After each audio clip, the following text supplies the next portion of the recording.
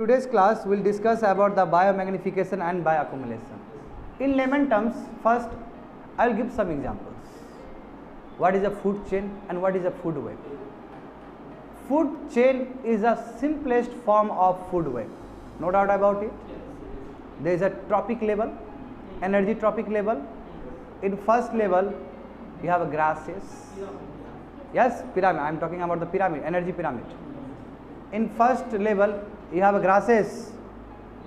In second level, let's say you have a grasshopper or cow who eats grass. Then you have secondary, means third level consumer you can say, and likewise you have a tertiary consumer also, in the form of birds or in the form of animals or in the form of human being also. So if you see, whatever energy possessed at the each trophic level, let's say grasses have 100% energy, but they consume or they spend 90% of energy in surviving.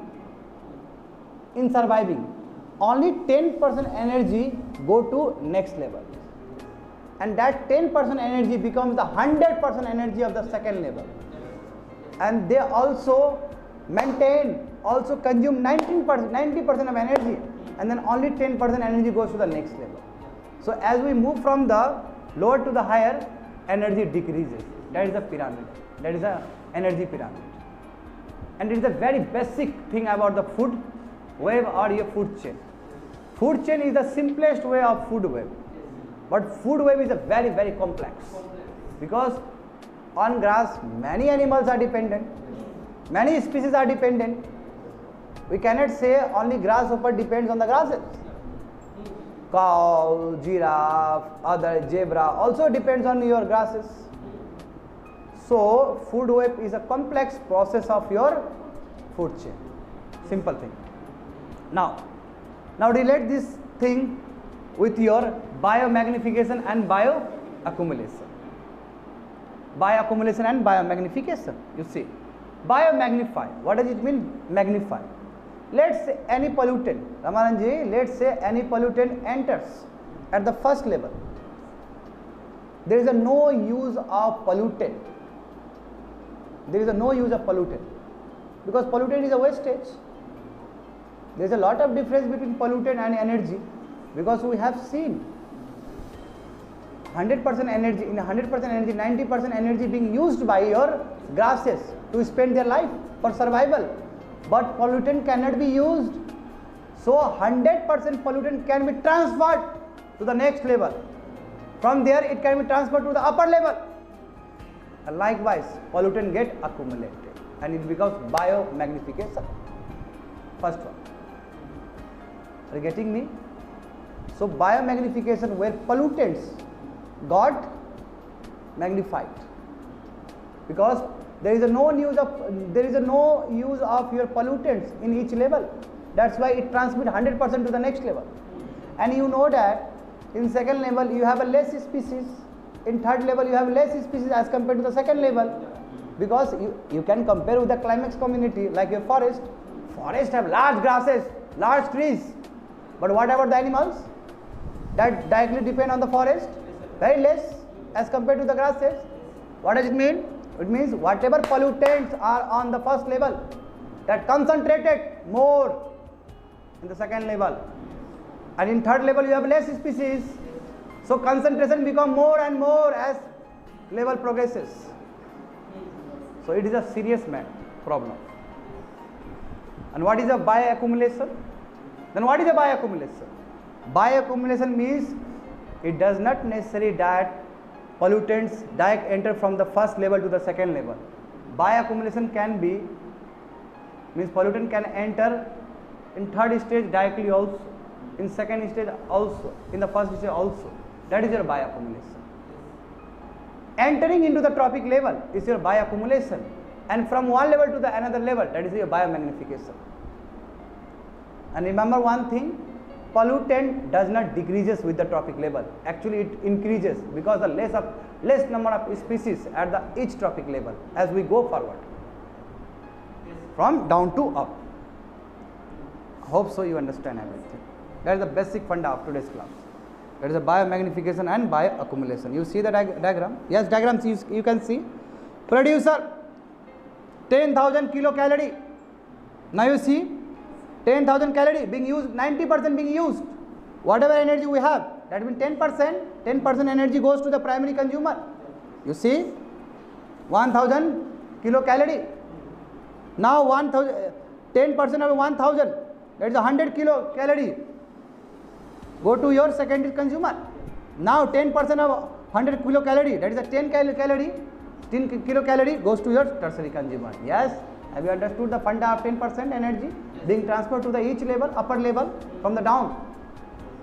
That is the pyramid of energy.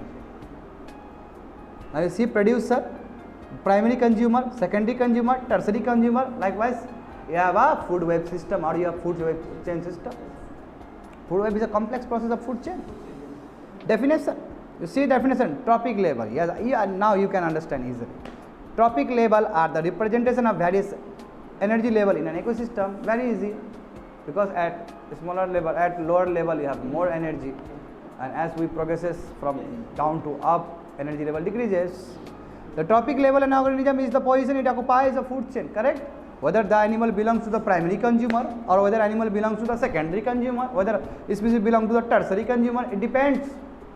Now how?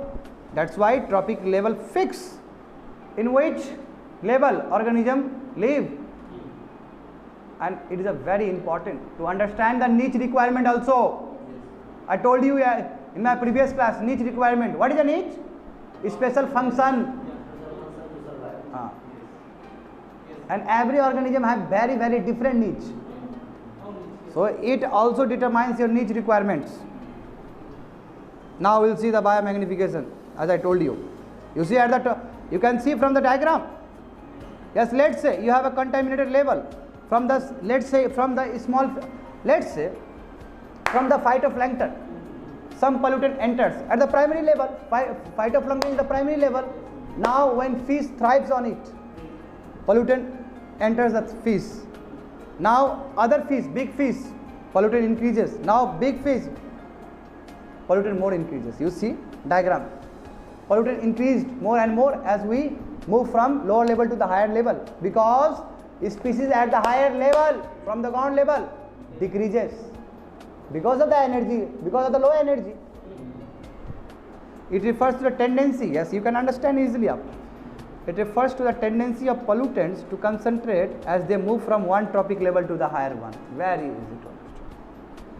There is an increase in the concentration of pollutant, yes, as they move from one link in a food chain to the another, because there is a less species at the at the upper energy level.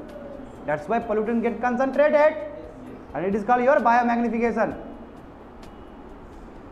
In order for biomagnification to occur, yes, what is the necessary criteria for biomagnification? Pollutant must live for a long time, and they must not be soluble in the water. If they are soluble in water, animals can thrown out with the, through excretion, simple process. But if they are not soluble in water, then it's very hard. It is very hard to throw from the body. If it is soluble in fat, what does it mean? It will stick to your body, stick to the species. So they must be soluble in the fat, not in water. Because if they are soluble in water, that means species can excrete it, throw it through your excretion process. So in order for biomagnification to occur, the pollutant must be long-lived, mobile also. Mobile means mobility. Pollutant should have mobility to reach from one level to the other level, as well as should be soluble in fat, not should be soluble in your water. Very easy to understand. That is the basic funda for your biomagnification. Now we will have a beautiful example of Japan. If you see the Japan Minamata Convention, you know Minamata Convention, Mercury. In Japan, you know, Japan is known for the industrial culture. What Japan did in 20 or 30 years amazed the world because of the industrial revolution that took place around middle of 20th century. You know, that's why Second World War took place. We have witnessed in our optional history, correct? But you see, there are a lot of industry developed at the coastal areas of Japan, and they use mercury in a very haphazard manner, and they throw mercury into the water. What happened? Mercury get accumulated and pass to the next level. Ultimately it impacts human being. That is a law of karma. Law of karma. If you do wrong things with nature, nature will also harm you. Yes, biomagnification is a nature way of dealing karma. You see, mercury concentration increases because mercury is also pollutant. Live for a long time, cannot dissolve in water, can reach from one level to the upper level. You see, from water it enters the algae, from algae insects to another insect, fish, big fish, human. That's why we have convention, Minamata Convention. Why Minamata? Minamata is a place where these things happened. Biomagnification of mercury happened. That's why there was a convention after the name of the place which was being very severely affected. You can see. That's why there is a global concern how to dispose mercury in a same manner, because they are posing very threat to the human being. So it is a way of dealing karma. Now we will see the bioaccumulation. I told you bioaccumulation. Yes, pollutant it is not necessary that pollutant enter from your primary level to the secondary trophic level. It can enter to the third level also directly. That is your bioaccumulation. Biomagnification means from lower to upper, but bioaccumulation is there is no such system. It can enter anywhere, any trophic level. Yes, it refers to the process of pollutant entering a food chain from the environment at any level. Here there is an increase in the concentration of pollutant as they move from the environment to the organism food chain. Obviously, increases because from environment it brings lot of pollutants and it gives to the trophic level, and in trophic level lot of species absorb pollutants, and in this way they suffer. So bioaccumulation and biomagnification, although they are very closely related to each other, but they are very different from each other also at the same time. Yes, you see, bioaccumulation, contaminated level, and then yes, pollutant increases because it can enter at the direct secondary or tertiary level, trophic level. Yes, I have completed the first module. Now I will see towards the second module. That is the groundwater. Now I will tell you about the contamination, because we are concerned with the river system. If our river system are polluted, then we may start the program like Namami Gange and other programs. That is a 100% central sponsored central sector scheme. Correct. But what about the underground water? There have been lot of polluting happen since your 30 or 40 years since we witnessed our green revolutions. Yes. What about that water body? And we know whatever water we have in underground, giving a lot of drinking facility and other facility also. So we are actually ignoring the groundwater. And yes, we have to maintain the groundwater safely. As you see, groundwater accounts for nearly 80% of rural domestic water needs and 50% urban water need in India. You can see the percentage of dependence is increasing day by day because of the growth of population, because of industrialization also. Unlike surface water, which receives a lot of attention, yes, surface water receives a lot of attention because they are very visible and pollution can be also visible. But what about the groundwater? We cannot see, and we have been using lot of pesticide, fertilizer, and eutrophication happens. Because of the eutrophication, nitrates, our ground level water contaminated. Yes, so polluted groundwater keeps affecting public health slowly and silently. So deterioration of groundwater is caused by both the factor, geogenic as well as anthropogenic causes. In next module we will see what are the anthropogenic causes that led to the degradation of the groundwater. but yes, there is a geogenic process also. What is a geogenic? Natural process. Because you know that within the layer of soil, you have a lot of minerals. When water flows, yes, rock release the minerals. In this way, pollutants can happen, pollution can happen to the groundwater. It is a very natural process because within the layer of rocks, you have a lot of minerals resources. Geogenic pollution of groundwater refers to the naturally occurring elevated concentration of certain elements in the groundwater. And why is it so? It is because originate from the rock water interaction, because within the layer of rock you have a lot of minerals. So when rock interacts with the water, minerals of rock gets disposed into the water body and it contaminates the water body. Very simple. Now major geogenic contaminants in water in India are fluoride, arsenic, salinity and iron. But we are interested, UPSC are interested with your fluoride, arsenic and salinity, not iron. And not so much problem about iron. But in recent time we have seen, but we have been struggling with the fluoride contamination, arsenic, because we have seen the case of Punjab also. Yes, fluoride. Yes, first we will see the fluoride. You see groundwater contamination with the fluoride. You see fluoride concentration exceeding, if there is a fluoride present above 1.5 ppm parts per billion million for drinking water, that it is not fit for your drinking water. Okay.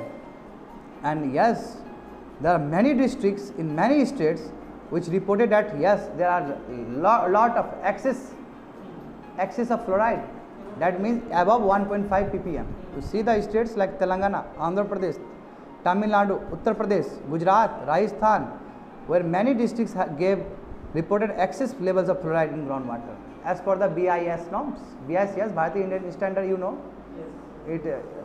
It always release the data how much, yes, how much pollutants can be okay, can be all right. Because if it exceeds the certain level, it will become the poisonous. Now we'll see the arsenic. As per the BIS standard, the maximum permissible limit of arsenic in drinking water was, yes, that time it was your 50 pp parts per billion, not million, parts per billion. But now in 2015 it revised to 10 ppb parts per billion, not 50. Now it is your 10. If it is above 10 parts per billion, then it is not fit for your drinking water. You cannot consume such water. It's a highly contaminated water. You see, according to the studies conducted by your central groundwater board, arsenic concentration in excess of 10 parts per billion has been reported from the parts of 21 states. Just see, that means our groundwater are so much contaminated with these toxic metals, with toxic pollutants. However, most of the contamination is mostly confined to your Indo-Gangetic and Brahmaputra alluvial terrain, covering your West Bengal, Uttar Pradesh, Bihar, Punjab, Haryana, Assam and also Manipur. So most of the district of these states, yes, groundwater are contaminated with your arsenic. So it is a very matter of concern for anyone. Now we will see the salinity. Salinity can be done in two ways. First, natural process. If sea level increases, Ramananji, see here. Try to understand in a very layman term. Salinity means saline nature. Saline feature can come to the inland water, groundwater. Inland water has a groundwater also. Can come in two ways. First, natural phenomena. If sea level increases, automatically it invades the land area. Simple to understand. And second one is, there is always constant pressure between the sea water and your river water. Always there is a constant fight. Always fight, pressure. Okay. If there is a depletion, you see here, hey, if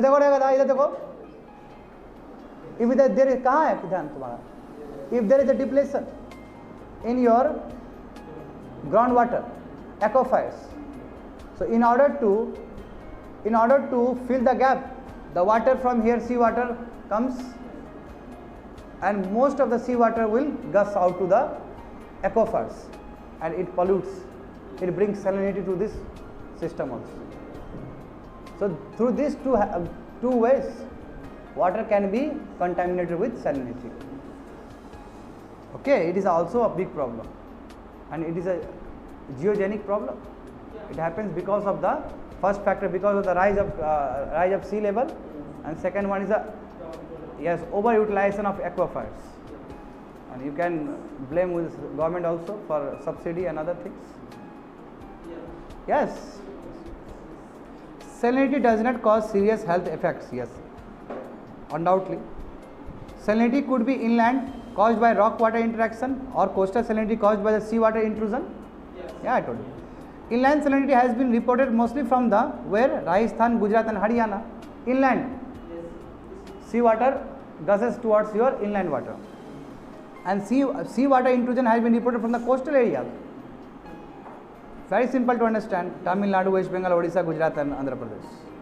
Now you see, seawater intrusion. In the movement of seawater into the fresh aquifers, it is a cause by decrease in the groundwater levels and rise in the sea level. In these two ways, salinity can be increased in the interior part of the land. Because saline water has a higher mineral content than fresh water, yes, it is a denser and high pressure, so salt water can push inland beneath the fresh water. And yes, once again salinity increases in your inland. Groundwater pumping from the coastal areas has increased salt water intrusion in many coastal districts. Water extraction drops the level of fresh water. Yes, we have seen, reducing its pressure and allows salt water to flow further inland. So groundwater extraction is the primary cause of salt seawater intrusion. I told you. That's it for today's class. Completed.